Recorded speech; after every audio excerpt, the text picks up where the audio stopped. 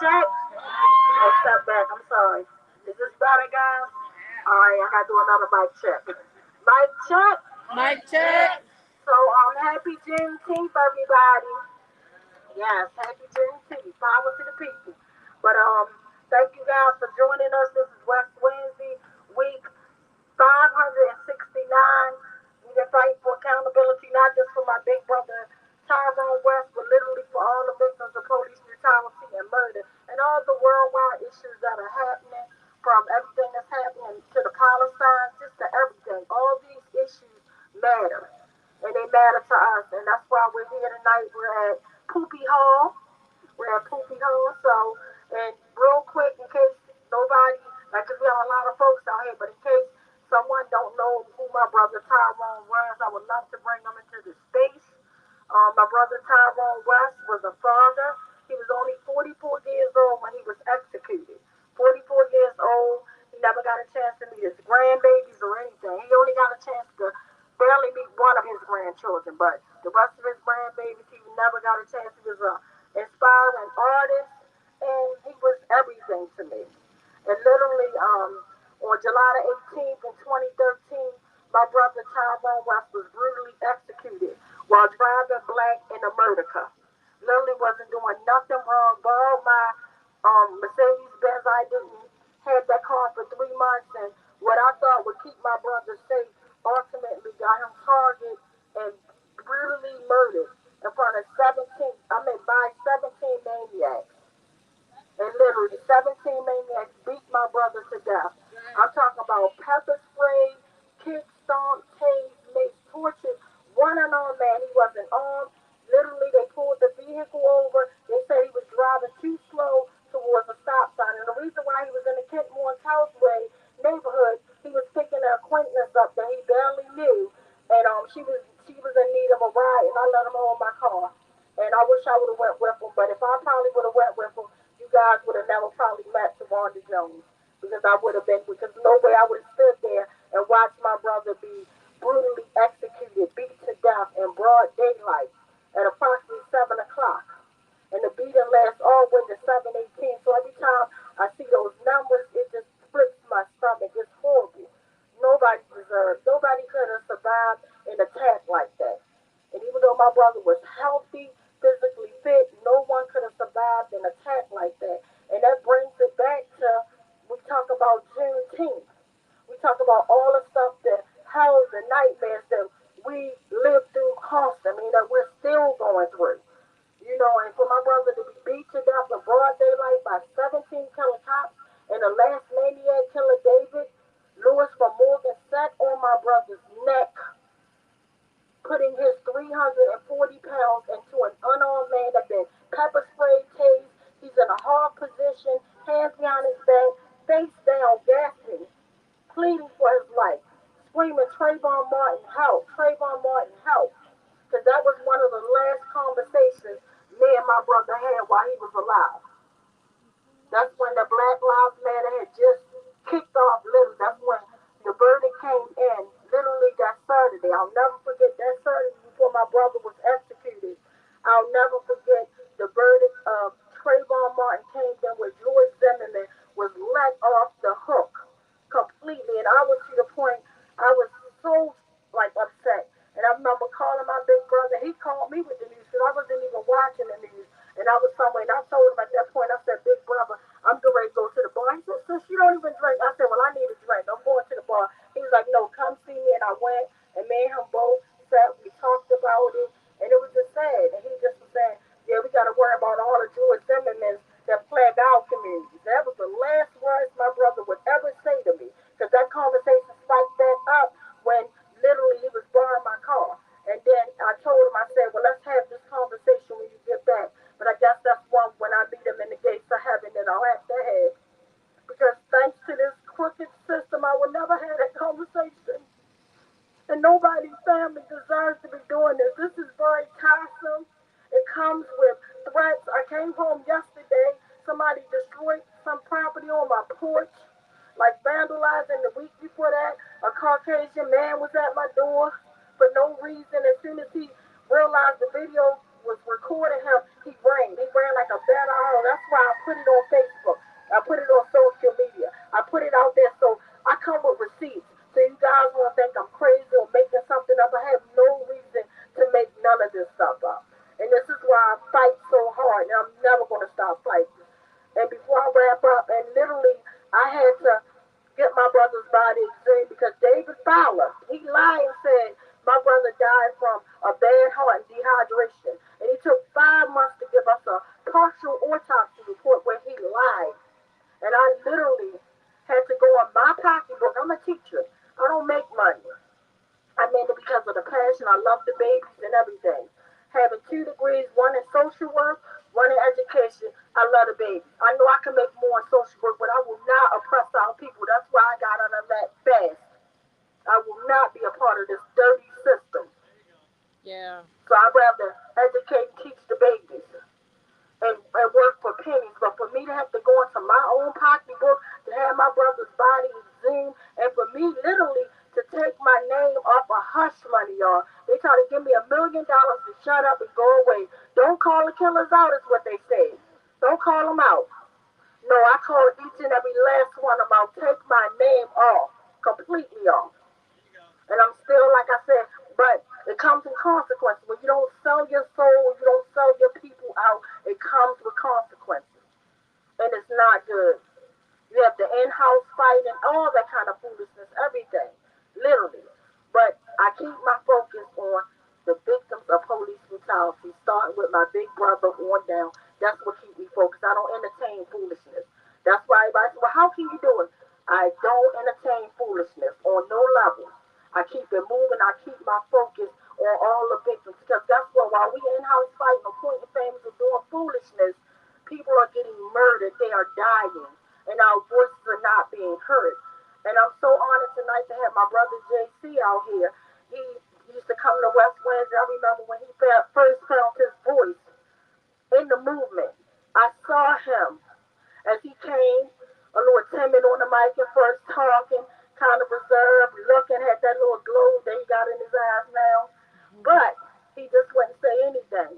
And then once he realized and made the connection that whatever point he did, he was a ball of fire and has been a ball of fire.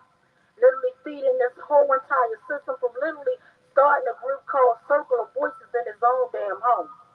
In his own damn home, bringing all type of people, races together to have a difficult conversation. A difficult conversation of, race. And everybody would come to his home and we would have this conversation. And then it grew and he had a space. So he does so much. And he's doing a movie. But real quick before I bring him on, I wanted to tell y'all when he interviewed me, because I was talking about the sundown towns. Here it is in 2024. And I realized and it hit me literally 2 months ago. Literally, when I was taking my baby, who's a professional cheerleader, and she does cheerleading, and she just graduated, so shout out to my boo, but from high school. But literally, I'm a sports mom, had her in any sport, and that's always been in cheering in her school and then on a professional tip. That caused drain my pocket. I don't know how the hell I did it. Had it not been for God. But anyway, one of her tournaments were in Texas, Dallas, Texas, and we decided to go and drive, literally a 24-hour drive that could have took me and my baby's life. And it wasn't until my baby noticed the monkey on the highway that we were driving on that said, niggas out before the sun go down. This ain't the 1815. I felt like I traveled back to the 1800s.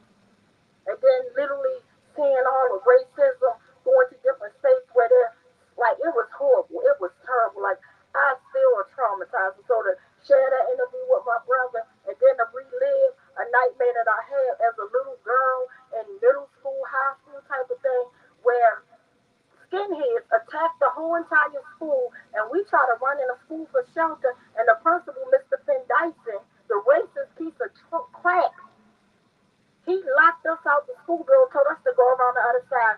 Sorry, y'all. And me being a teen, I didn't know. I'm like, oh, okay. Ain't no, oh, okay. I wish I would have known what I know now. But as you live life and go through it, you learn a whole lot. But no further ado, I just want to bring my brother JC on. And then I have another brother that is representing the the big stuff that we're doing and connecting the Palestinians and all that kind of stuff together tonight. So he's going to come on following JC, then my sister Dina, and then we going to start walking and chains. Mic check. What's up, folks? First, I want to just stop for a second because I haven't been around for a while, and I was coming to West Wednesday every week at one point, and I just want to. I don't know anybody else like you, lady. Seriously, I know no one else like you. I know my sister would not do this shit. She just would not spend, how many weeks has it been? 500. She might spend 569 hours, but not weeks. And I just want to just say to you first before I say anything else, I'm just really proud to know you. You know, and like for me, just like Tawanda is like a sister to me, y'all. And when I met Tawanda, it was kind of geeky corporate consultant.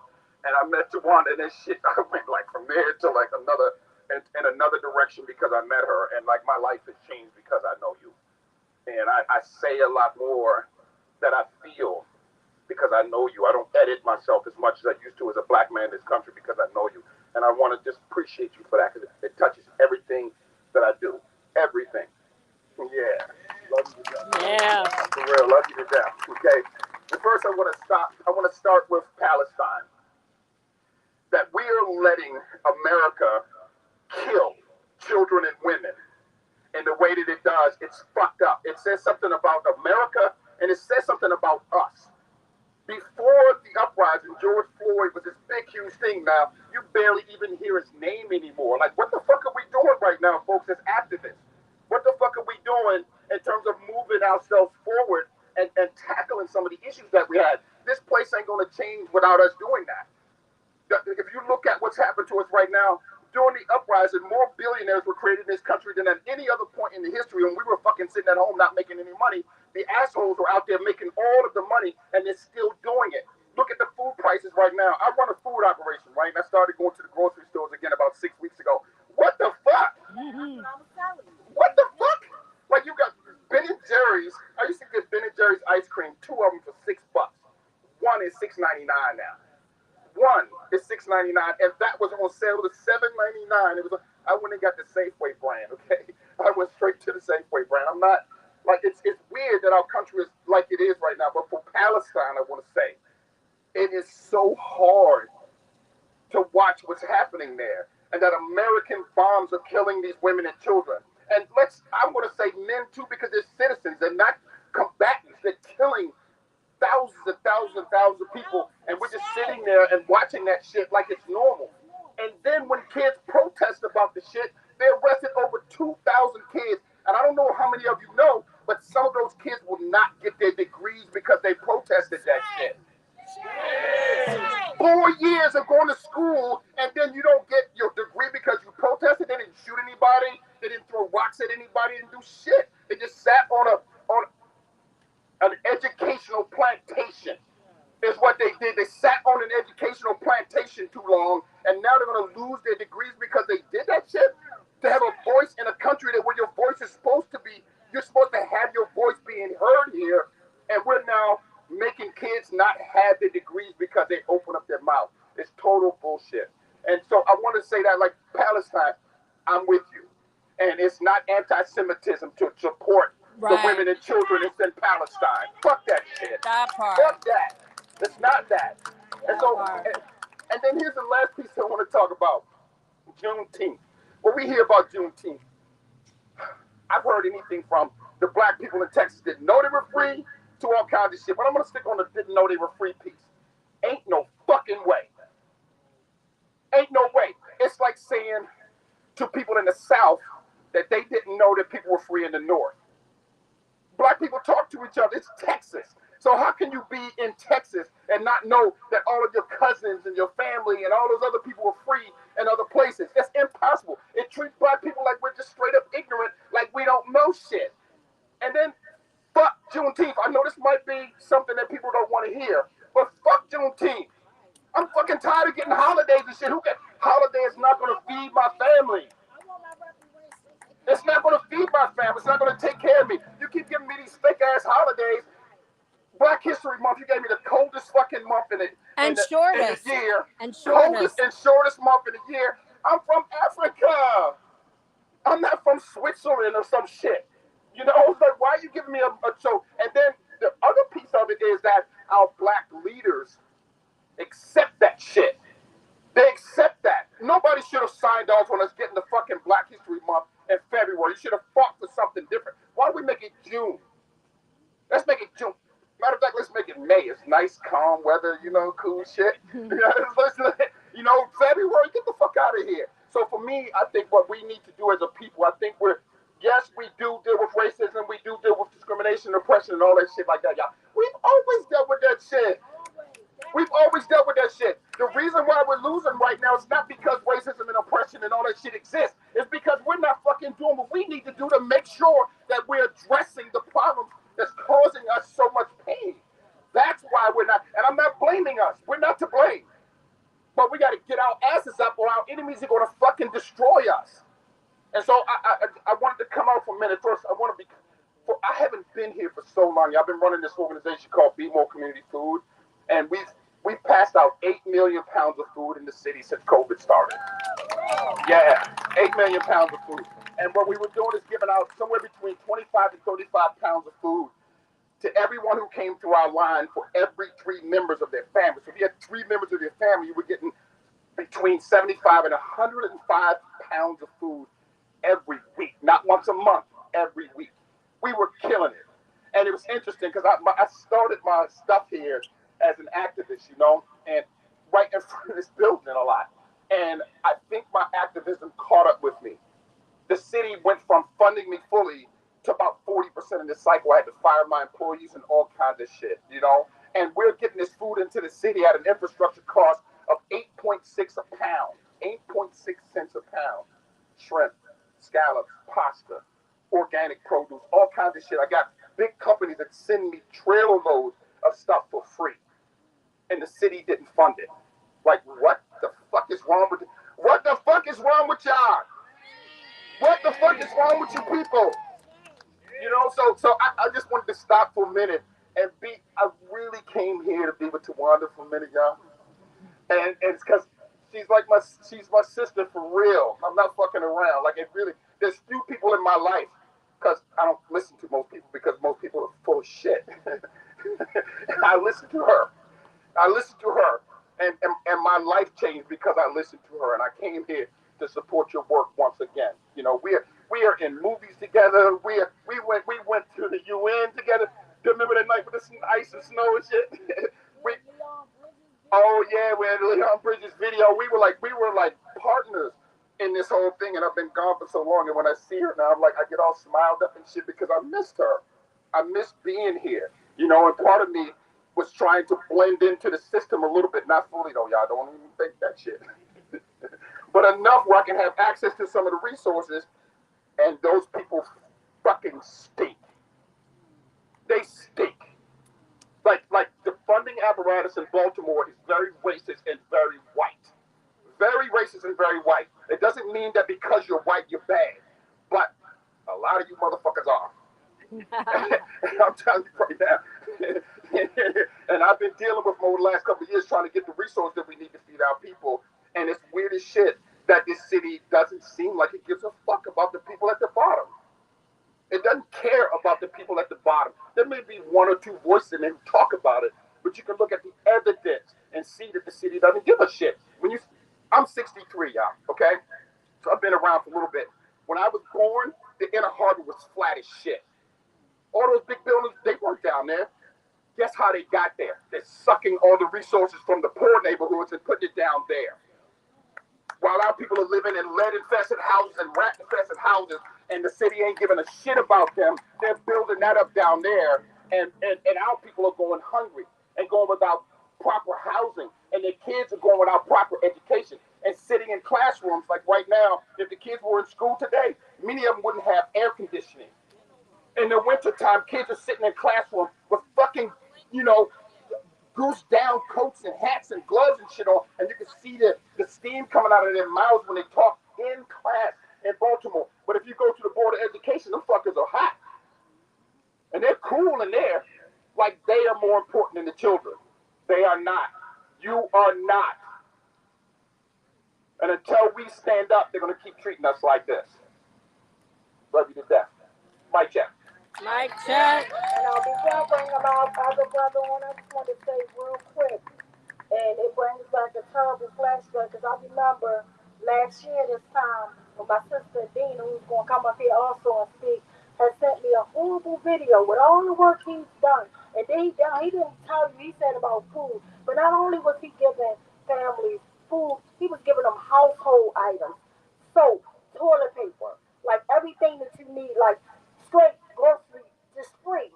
All you had to do was just pull up, and then he had to get out the car. He bringing it to your car. I never saw nothing like that in history. But for a white man to burn his shit on a Juneteenth weekend, and they still ain't solved it. See, let's talk about solving. They solve what the hell they want to solve. You know, and the media always dehumanize us as black folks, dehumanize us, period. But whoever they want to humanize, they humanize, and it's just not right. They saw what they want to saw. Just like they said, the mother that was killed in Georgia, they found out, who killed her. It ain't even been a year. But they not talking about who killed my cousin Tabor Anderson. I can't wait to run my goddamn mouth about that. And they lucky they got my family on hush, because I'm not on hush. But I respect my family. That's why I'm not talking about that. But it's just crazy. And then even when the white young lady got killed, this rapist almost killed the black woman. They could have easily solved it. He was already wanted. How did he almost kill this black woman? They're never talking about it. You don't hear them talking about this sister. You don't hear them talking about her. Her throat was slashed. He acted like he was a maintenance person. Got her out her house, and then got her back in there, raped her and her man. Not raped the man, but raped her and cut that throat. Horrible. Horrible. Horrible, yes. But it's just terrible. It's terrible. So I just wanted to let y'all know we have to me, knock this whole damn system down. It ain't no fixing it out. It ain't no patching it. That's where these politicians come in, because they want us to believe, oh, we can save you, we can do that. Nah, we gotta save ourselves. Knock it down and build it back up. Mic check. Mic I'm check. gonna bring my brother up. Just represent Palestine. Mic check.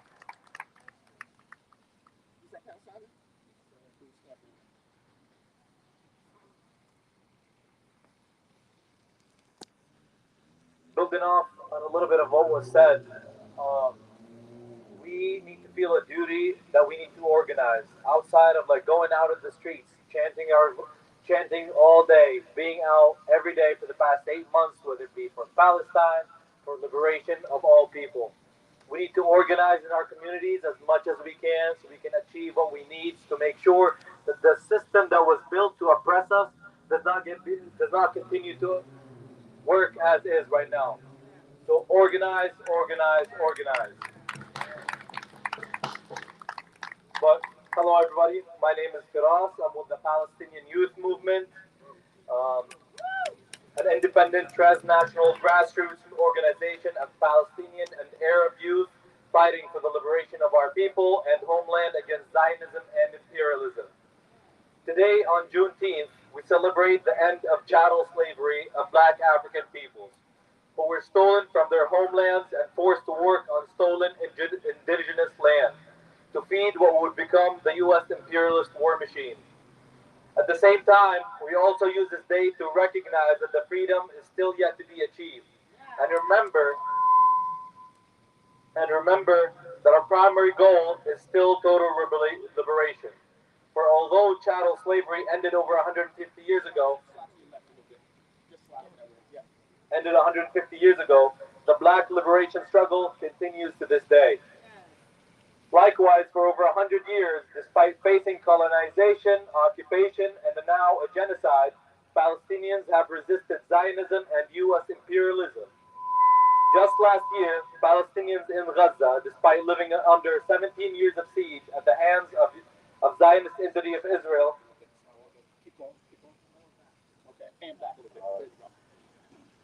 just last year, the Palestinians in Gaza, despite living under 17 years of siege at the hands of Zionist entity of Israel, with the full backing of the U.S. imperialism system and Western powers, we were able to were able to liberate themselves from this open-air prison and shock the entire global imperialist order.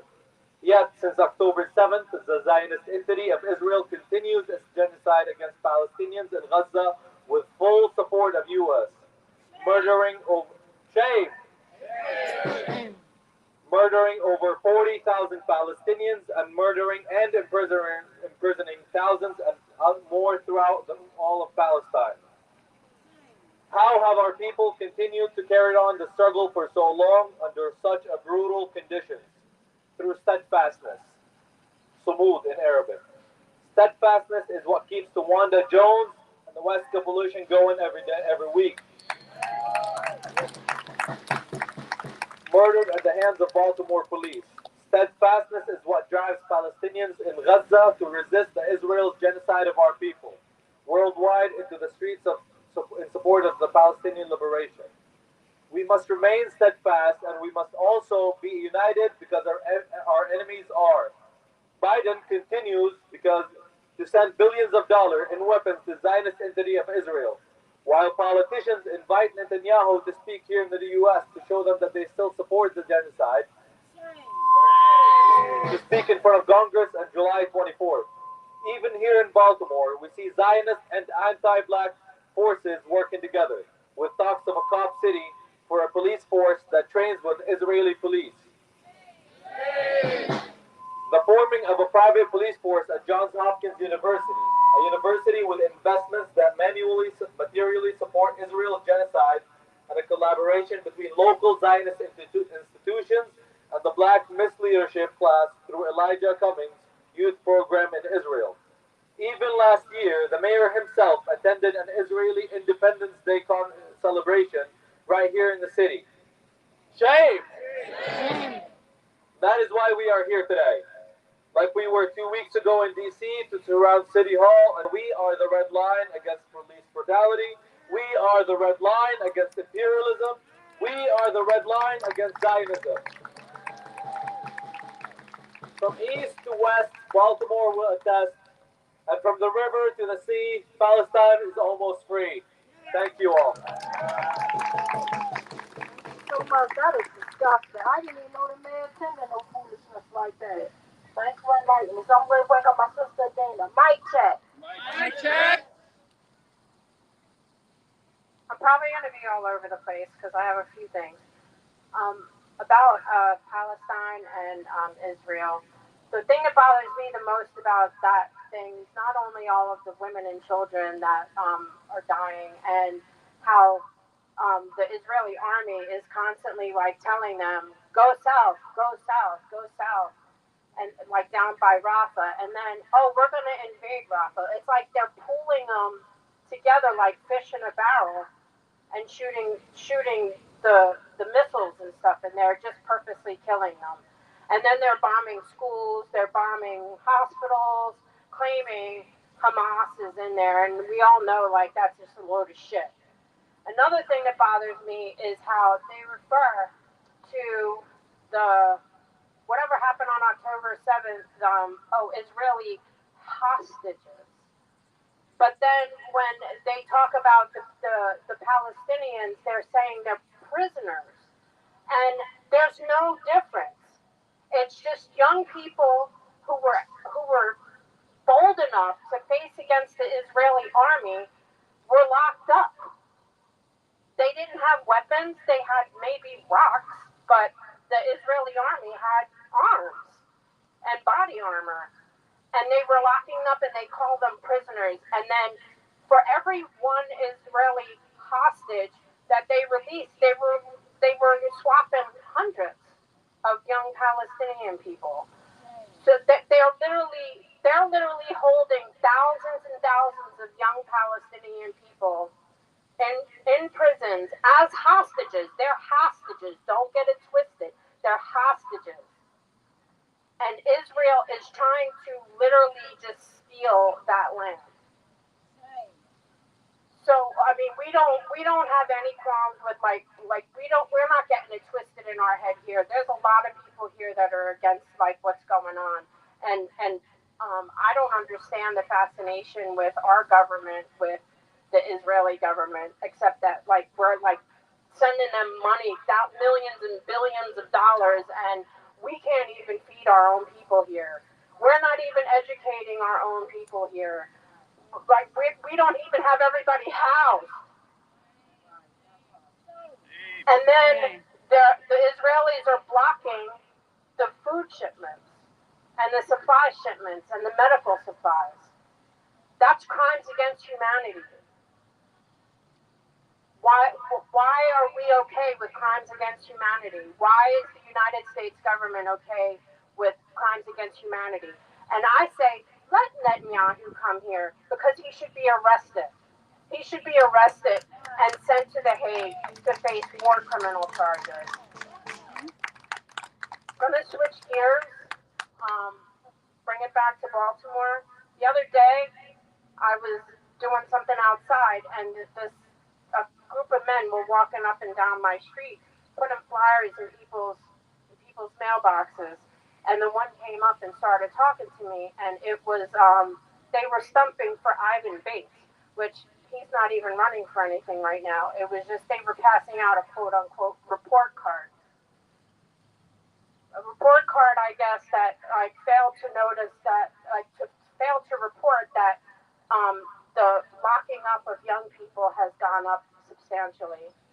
They've like totally increased the school to prison pipeline while he's in office. And then I said, well, does it have anything in there of like why he doesn't prosecute killer cops? And the guy says to me, well, he does prosecute cops. And I said, well, for what? Traffic violations, time clock fraud. But he's not prosecuting killer cops. And then he has the nerve to say to me, nobody's been killed by cops in Baltimore since he's been in office. I'm like, do you live under a rock when you're not out here giving flyers? Because seriously, like, I pay attention, and I'm an activist. I showed him some of the signs on my porch, and I'm like, you're not gonna like fool me with your rhetoric or whatever. And there's no statute of limitations on murder, so he could reopen all the cases. He has that jurisdiction. He's just refused to do it because they're all in bed together, literally and figuratively, and it's just really, really unnerving that they just keep like traipsing through this city, creating their own rules, and not abiding by what they promise us. What they promise us when they're running for office. And it's just so aggravating because there are so many cases of unarmed people that their cases can be reopened and Bates just won't do it. And then Anthony Brown is like, they're like playing ping pong with each other. And then the state prosecutor only does corruption cases. So he could go after Greg Bernstein, whose corrupt ass wasn't prosecuting killer cops. He could go after Mosby, who didn't go after killer cops. I mean, go after David Fowler as the medical examiner lying on people's death certificates, but they just won't do it. And like, what is it going to take? What is it going to take for us to do to get them to actually do what they're supposed to do? Revolution. Because, seriously, like, we can't even rely on the feds. Like, the feds went after the GTTF and all that, but, like, they didn't get all of them. Ruiz, who killed her brother, who raided my house and held my son at gunpoint in my basement, is still on the force. He's a sergeant. He was part of the GTTF. It says so in black and white in his deposition. He signed that he was GTTF on Mr. McCullough's bogus search warrant. And when they killed my brother, because he was the first one at the scene to pull my brother's car over, he left the paper that said gun trace task force. And I'm like, what the hell would the gun trace task force be pulling my car over? Yeah, so anyway, I wound up having this discussion that went nowhere with this guy. And I'm just like, I'm really sick of it. I'm sick of it. I'm sick of them just going in here and taking these seats in office. They're getting paid hundreds of $1,000s a year. I think the state's attorney makes $250,000 a year and doesn't even do their job. And and I watched a documentary. I'm a big documentary watcher of the Associated Press, not any newspaper or whatever, but members of the Associated Press did this whole entire thing where they were investigating police deaths in the United States. And they, of course, only count those people murdered by guns. They don't count the Eric Garners and the Tyrone Wests and the George Floyds. And they don't count survivors. They don't count survivors of police brutality. But they found that it went from 1,100 a year. Now, this is just people who died by guns, by police. When it jumped from 1,100 to 1,700 plus in the past few years. 1,700 people. That's not including survivors. It's not including those beaten and tased. It's not including pepper sprays. It's not including restraints around the neck choking people out. It's not including anyone that survives. It's not including any of that. So can you just imagine what the real numbers are? What the real numbers are. And the FBI has put out data that crime from like citizen crime has actually been going down. Down. Down. Everything. Murder, rape, robberies, all of it has gone down. And police murders have gone up. Not murders of police officers murdering people has gone up. And I'll leave you with that. Mic check. Mic check. Real quick, folks, I just wanted to say, I'm at an age right now where youngins call me OG, okay? And I'm okay with being OG because I'm a beautiful OG, seriously, for real. I try to do the best of my life that I can do. And here's what I want to tell you. I've learned something with you. Being here, what I learned is, like, all of us know we're going to die someday. Every last one of us know we're going to die someday. And most of us are scared as shit of that eventuality. And most of the time that we're scared of that, we don't do the shit that we need to do in life to exact our freedom. We would rather, most of us would rather live another day than to do what we need to do to exact our freedom when that freedom might cost us our lives. Here's what I learned doing this.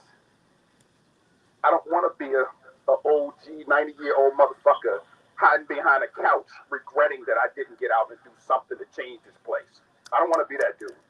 And so I just wanted to just put out one of the biggest lessons that I've learned in this is that not only do I know my life is going to come to an end, I'm okay when it does. As long as I live my life in a way where I can say I'm proud of what I did while I was living it. So I just wanted to put that out for anybody who has some fear of getting yourselves out here and doing the work that we need to do to make America what it's never been. What it's never been. If that's going to happen, it's not going to happen because we kumbaya and shit. It's not going to happen because of that. We're going to have to step up and do something against people who are fucking armed and trying to kill us because we do it. You got to risk something. If you don't risk something, you may as well just stay at home and never see your freedom. Mike down. So, normally after this we will wrap up, but we're gonna wrap this thing around City Hall. So keep on following us. Where's my beautiful queen that's gonna lead the chant? Lead the chant. Where the queen at? And we ready to start walking. Mic check. Mic check. We will be back with the sad list, and we have sad list from Palestine, as well as community violence, as well as our police brutality list. Are you ready, my queen? You gotta get it down and then we're good. Awesome. Mic check. Mic check.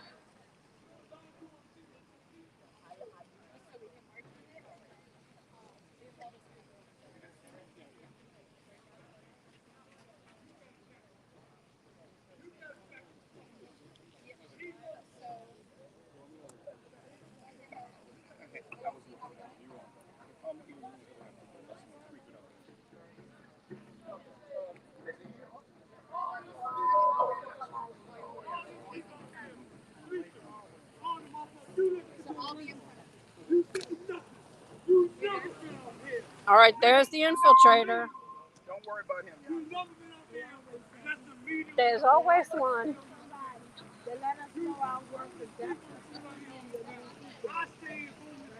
Alrighty, folks. We are going to be following behind this banner over here. And whenever y'all ready, we can get over in position.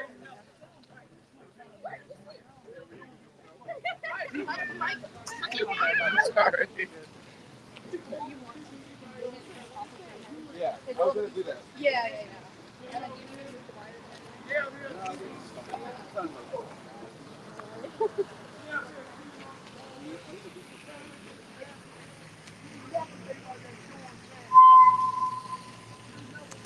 When I say who is the red line, you all are going to say we are the red line.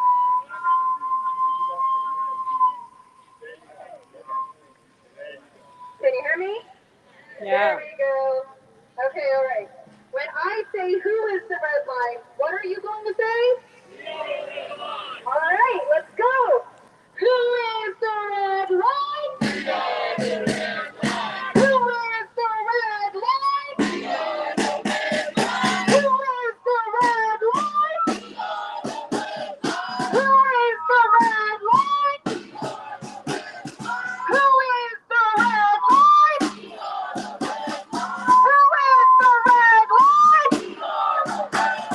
Who is the red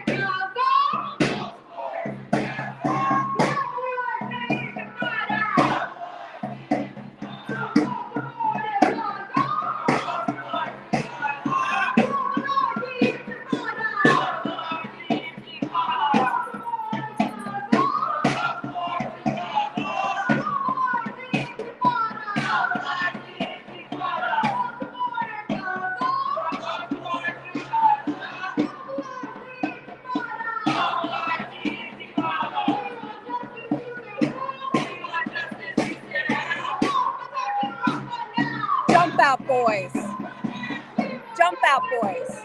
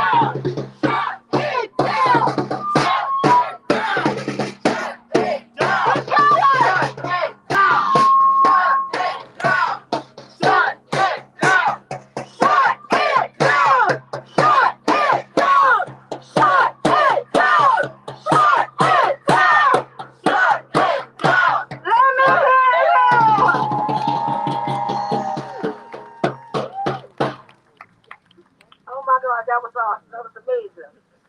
That was amazing. That's all I can say. Amazing. But before we go into the sad list, I'm gonna bring my friend up to say some few words. Come on up. It's your turn. Mic check.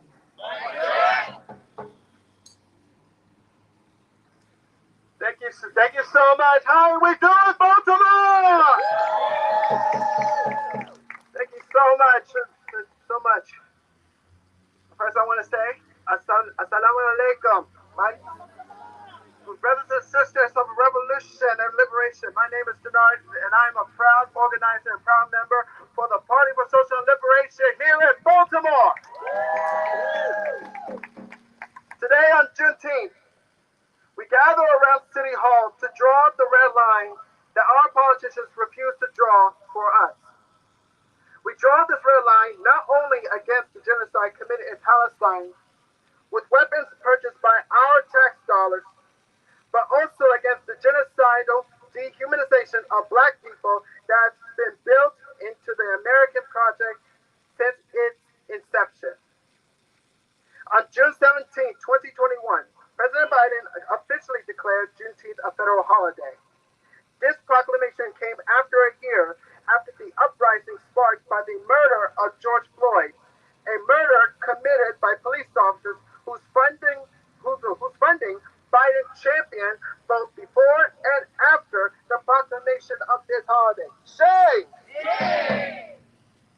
While it is objectively a positive development for most people to understand and appreciate the history of Juneteenth, the good that it has done is incidental to Biden and the rest of the ruling class. Because if the ruling class cared about us, why are millions of people without health care while we send billions more to Israel?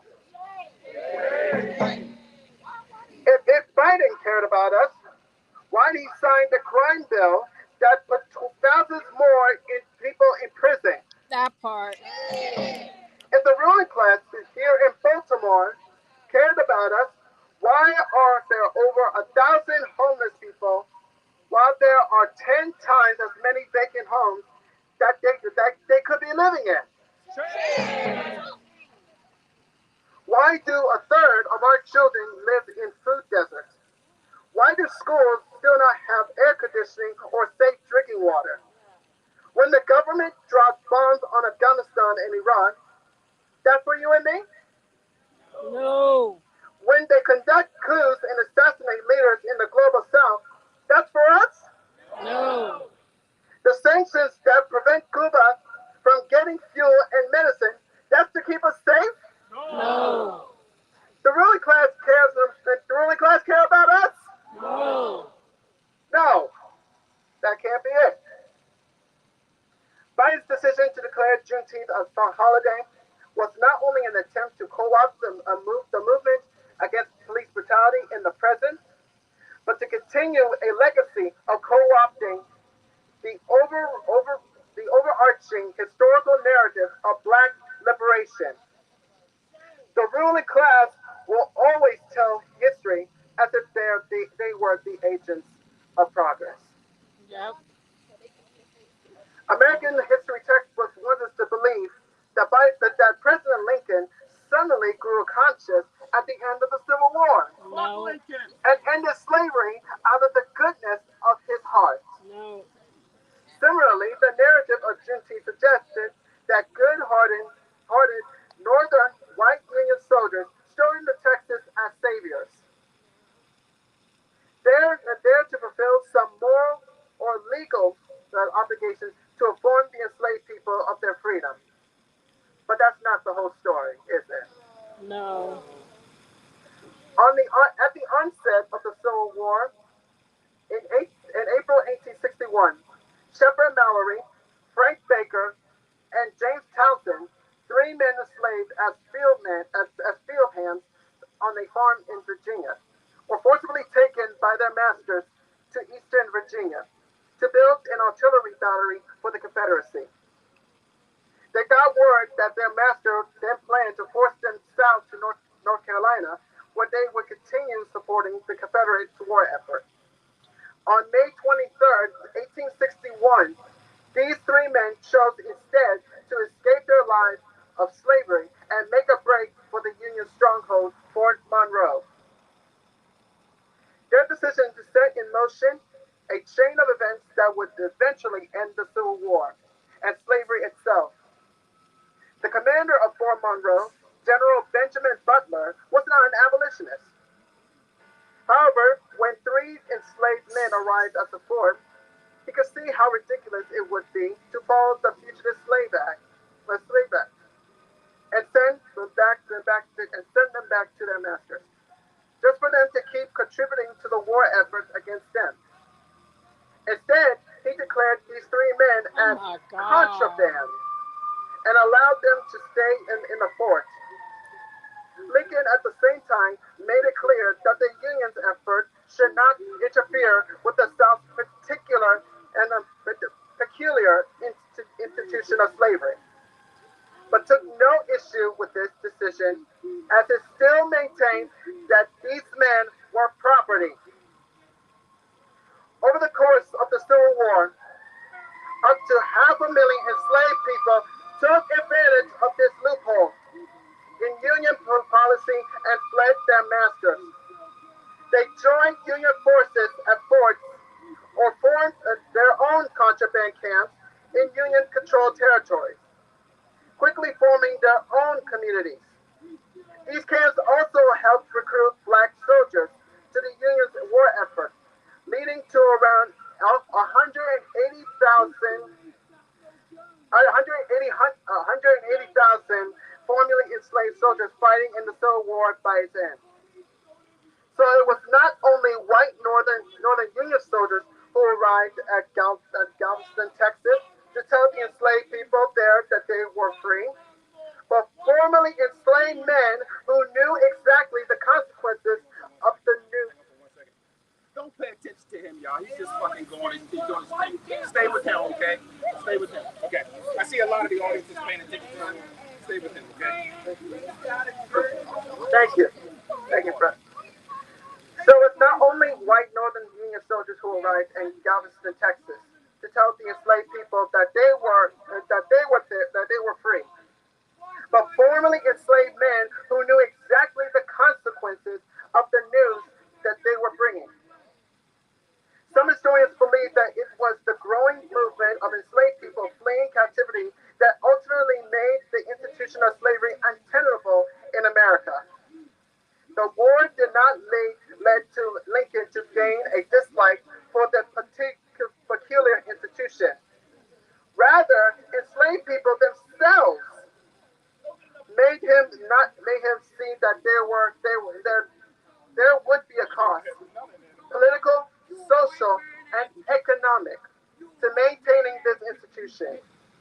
The enslaved people were the protagonists of their own story. We are still in the belly of the same beast as those three men who bravely fled slavery. And our role in the belly of that beast remains the same: to show the ruling class that there is a cost to maintaining the violence of this empire. That is why we must draw the red line against the institutions of Zionism, police brutality, and mass incarceration to make Yes. all these institutions untenable as well. Yes. In a future where the people write our own history books, the tale of emancipation will applaud the courageous people who saw a chance to escape slavery and took into their own hands. The tale of Palestinian liberation will have the resistance at its forefront, not politicians trying to ride on their coattails. The people's historical protagonists will not be the stakeholders of institutions who were made to act by the people, but the people themselves who acted against them. Thank you. Mic check! Mic check! So every time they send an asshole, that lets us know how powerful we are. Shout out to us. Woo! They always send somebody acting like they wild, drunk, on drugs. of this system. My check. Oh, yeah, that's what they do. That's what they give them $20 to get high. They try to stop what we're doing. But anyway, anyway, guys. Again, thank you. And this is the part that I do not like when we go into the sad list. And of course, we're not gonna be able to go into it quietly because we got a butt head in the background. So, anyway, I'm gonna read our mission statement. It is the mission of the West Coalition to work for accountability for Tyrone West and all the Since victims one of of us police has to brutality. hold We this, believe that there is a do connection you want to between hold this police while brutality and community violence. Police can I use can talk? de-escalation I can strategies read. to So, defuse situations without necessarily using so force, then and we it'll be a encourage smoother community members to transition, resolve and then I'm disputes gonna without send violence. to grab We it care from you, deeply about so those that you're families free to impacted by read your part. police brutality and community violence. We seek to uplift their names of their loved ones from a place of respect and care. We obtained these lists of names of those shot and killed by those who lost, shot and killed by police and those lost to community violence from national and local news outlets. We do not know that, we know that these are by no means exhaustive lists and that gun violence isn't the only way that people are murdered. We did not obtain detailed information about the circumstances surrounding each of these deaths. Who are the people who died? By reading these names, we are not condoning violent behavior on the part of anyone involved in the situation. So at this time, because we have three lists, unfortunately, tonight, I want us to take 3 minutes. The time now is 8:06. Mic check. Mike, check.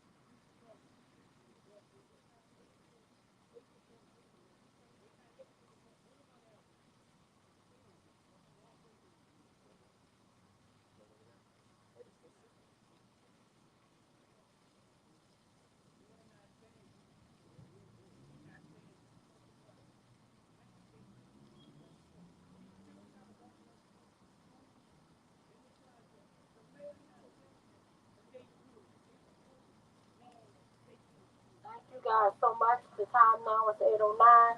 So we'll start off by the community violence list first. Mic check. Mike, check. Thank you, Tawanda.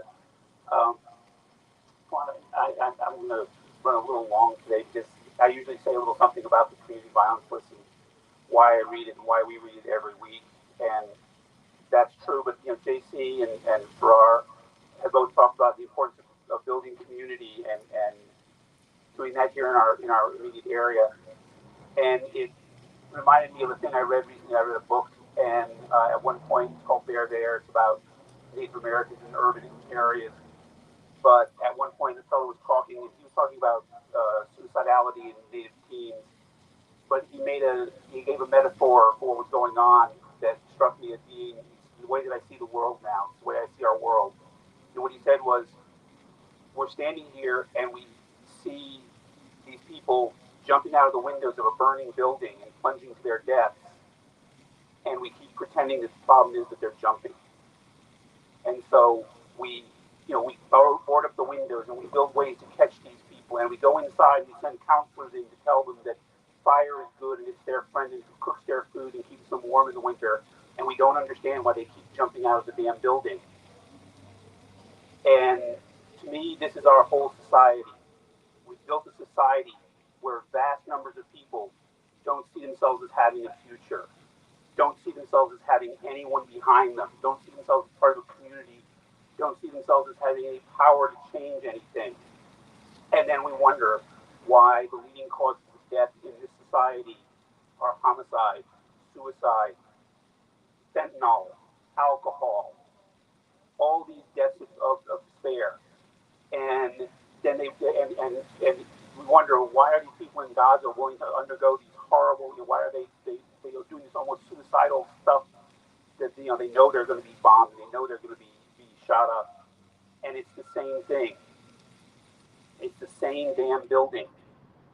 And it's all one fight. And it's great that we're out here fighting police violence. It's great that we're out here fighting for a ceasefire. But if we're going to put out the damn fire, the only way we're going to do it is to go into our communities and organize and push for community and push for autonomy and push for people to have abundance and people to have freedom. And until we start that movement, everything we're going to do is going to be putting on a Band-Aid. And Band-Aids are important, but what we really need is to start building a revolution from the ground up to change the way that this society operates. So what I want us to do, I'm going to read the names of people who died here in Baltimore by violence in the past week and a little more.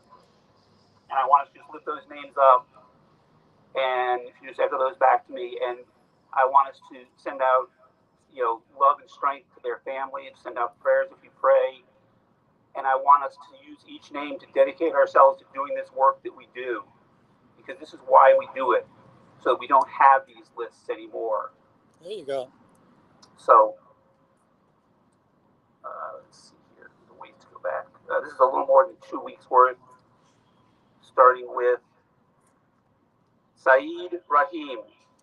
Saeed Rahim. Marcus Brown. Marcus Brown. Dante Towns. Dante Towns. Jordan Taylor. Jordan Taylor. Thank you. Now we'll do the police brutality list. Mic check. Mic check. And it's kind of long tonight, guys.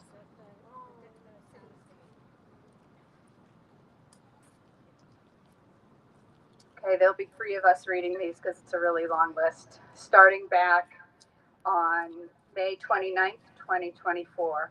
Again, as we read these names, let's think of all the family and friends that they left behind. These are folks killed by police in this country. Starting back on May 29th, 2024, in Prescott Valley, Arizona, Aaron Nielsen, age 45. Aaron Nielsen.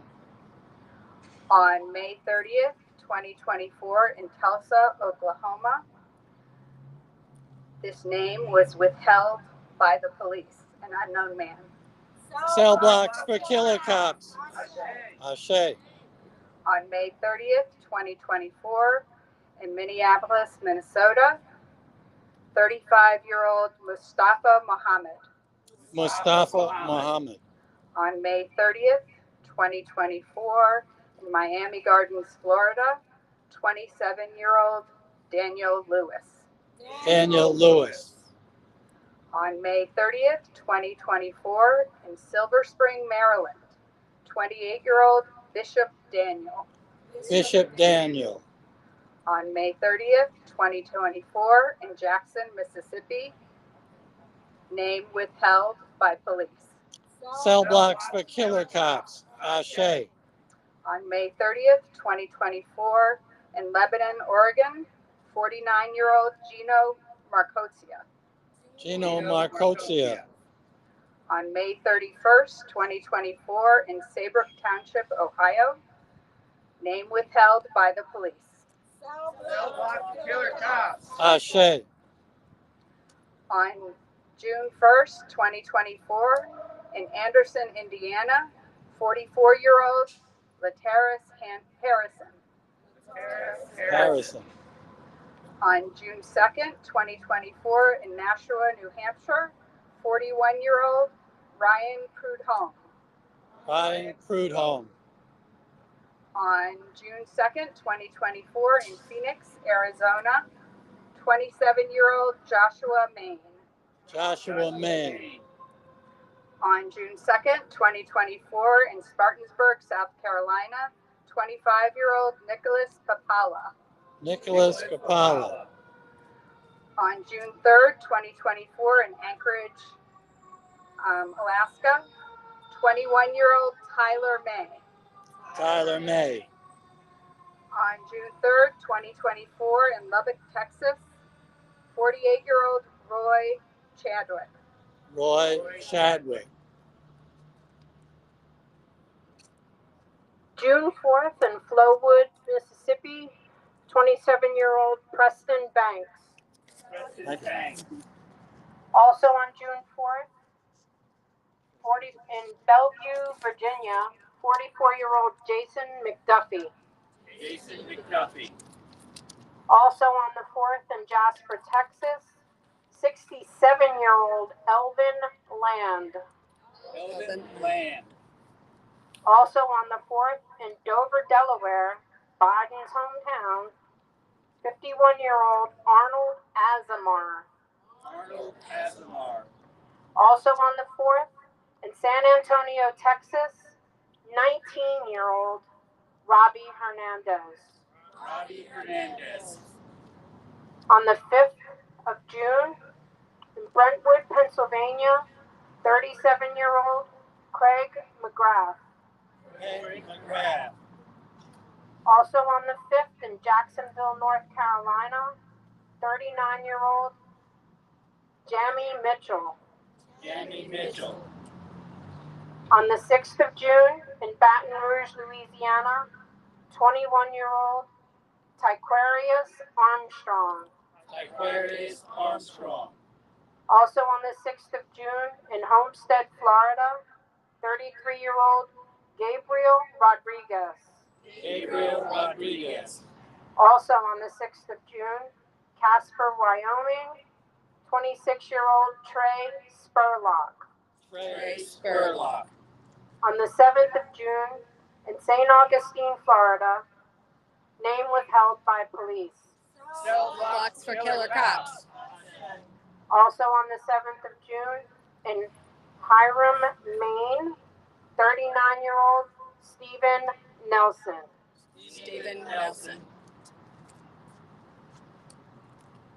I'll just mention that we're reading a total of 38 names of people whose lives were stolen by the police in less than 2 weeks. The average in the United States is that they kill 21 people a week. And so in slightly less than 2 weeks, 38, as horrible as it seems, is the norm. And we can't tolerate this norm. I'll continue the list. For those that don't know, Ashe is Yoruba, it means let it be so. So when we say, for someone whose name has not been released, when we say cell blocks for killer cops. Ashe means let that be so. Cell blocks for killer cops. On June the 8th in Las Vegas, Nevada, 43 years old, Maurice Smith. Maurice Smith. Again, on June the 8th, a name withheld by police, no age and no gender. Oh, sorry, it's a man, but we don't know anything else. Cell blocks for killer cops. Ashe. On June the 8th, again, this time in Corinth, once again, it's a man. We don't know his name. The name has been withheld by police. Cell blocks for killer cops. Ashe. Yet again, on the 8th of June, this time a 43-year-old man, Vadim Sashchenko. Vadim Sashchenko. Once more on June the 8th, 41-year-old man, Travis Martin. Travis Martin. On June the 9th, 28-year-old man, Jeffrey Martinez. Jeffrey Martinez. Oh, thank you. That was from Española, New Mexico. And I apologize for any names for whom I didn't get the city and the state. On the 9th, yet again, a 33-year-old man killed by police in Fort Myers, Florida, Willie Lumain. Willie Lumain. Again on the 9th, in Arlington, Texas, a 42-year-old man killed by police, Shannon Boyd. Shannon Boyd. Once more on the 9th of June, this time in Harrisburg, Pennsylvania, just an hour and a half from here, 22 years old, Kendrell Hall. Kendrell Hall.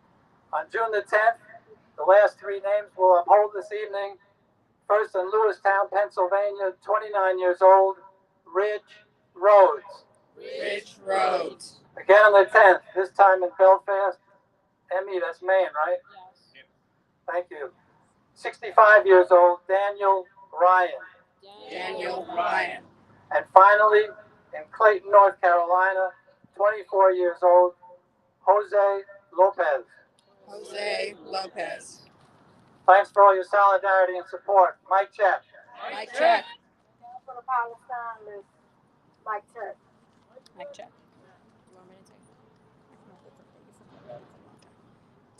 Last but definitely not least, Mike check.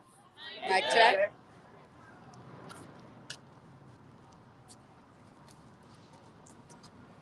Hi everyone.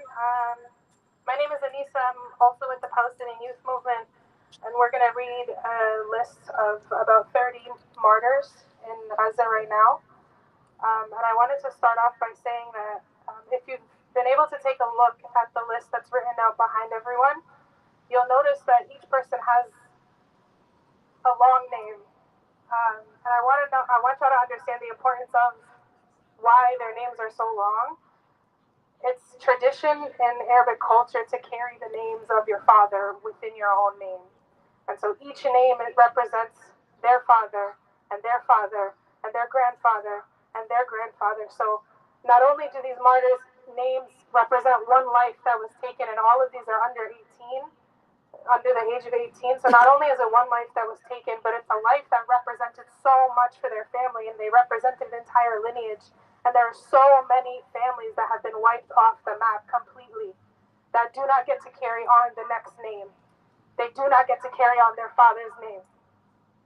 So I just want everyone to hold that with them while we read the names of the martyrs. You want us to repeat them?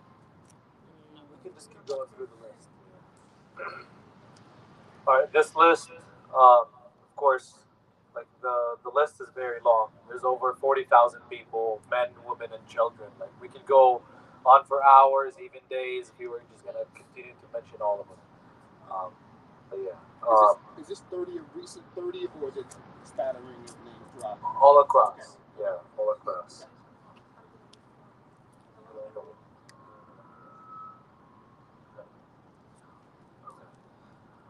عبد الرحمن إياد عبد الرحمن أبو جلال، عبد الرحمن عبد العزيز يحيى البعلوي، آدم عزات محمد ورش آغا، أحمد أمين أحمد عبد المحرر، أحمد محمد خليفة، البراعة محمد سمير أبو تيمة، ألما خالد كمال رشوان، عليان محمد عليان البيوك، آمنة شوقي رجب إقدم، أنس محمد محمود الدرعاوي، أسيل محمد محمود رضوان، أسيل إياد نبيل عمران، سيلين إسماعيل محمد المطوق، ذهب محمد زكية الأخرس، دانا محمد تيسير أبو شمالة، دلا جهاد حمادة البكري، ديما محمد خالد غانم.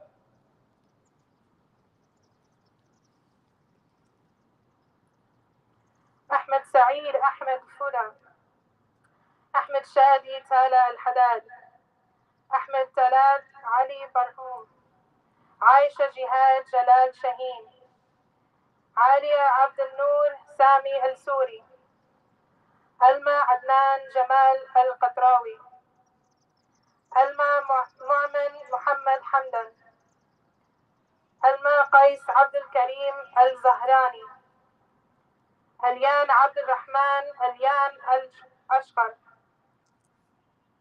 أمير محمود زهدي المصري، أناس عبد العزيز محمد زهر، أناس عبد الله باحة الدين سكير، أناس طارق محمد الحسنات، أنيسة محمود أحمد علي، أنور محمد أحمد الهندي، أسيد حسين محمد أبو حماد، فرح محمود ناصر شهاده، باسمة محمد إبراهيم أبو شريعة، إحسان نومان سليمان حبوش، دهاب محمد زكي الأكرم، ديلا جهاد حمادة البكري، إلاف خليل يحيى الباش، إز عبد العزيز إز حجازي، فاطمة حمزي سوبي العاجل، فواز إبراهيم فواز مسلح، غانا عمر حسن أبو جزار.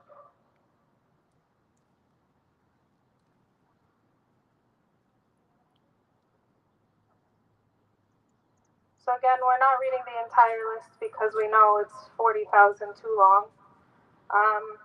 I wanted to end with kind of a message that we say as a chant.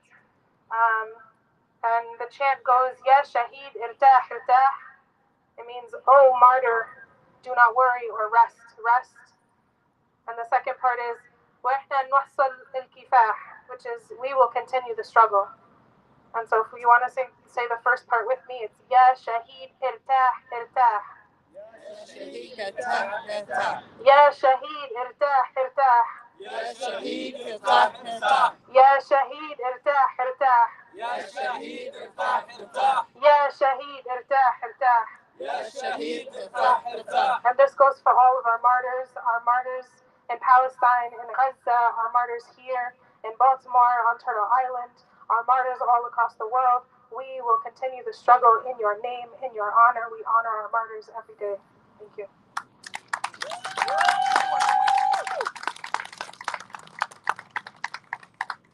I'm sorry, guys. I was just over there crying. It's just too many names. And not even a half. I'm like, we could have been reading names for weeks.